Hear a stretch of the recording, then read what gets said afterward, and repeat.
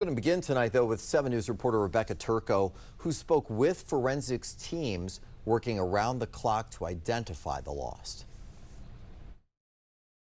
Within the first hour or so, first responders realized what they hoped would be a rescue operation would become a recovery effort, and a massive one. So their focus became getting every victim home. This is something that we would never expect to happen. I believe there's always parts of the job that make us think about today. It started as a rescue mission. First responders came from across the region to look for survivors of the midair crash near Reagan National Airport in the icy waters of the Potomac. But as the minutes turned to hours, hope began to dim. I hope they understand that we did everything humanly possible that we could to rescue their loved ones. We have our BCD, which is our scuba tank. Dive teams never gave up. Astasia Myler was just 3 weeks on the job.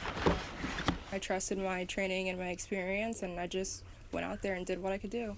In the frigid river, divers could only stay in the water 15 or 20 minutes at a time to avoid hypothermia.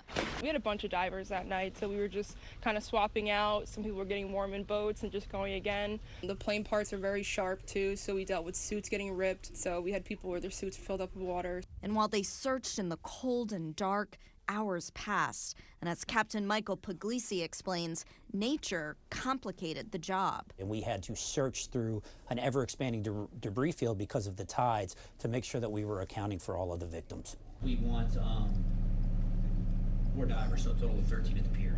As divers brought the victims to shore, forensics teams worked to identify them. The forensic biology unit shifted their priorities and their work just for this endeavor. Dr. Francisco Diaz is DC's chief medical examiner. He kept in contact with the victims' families every day. I got to know a lot of them on a first-name basis.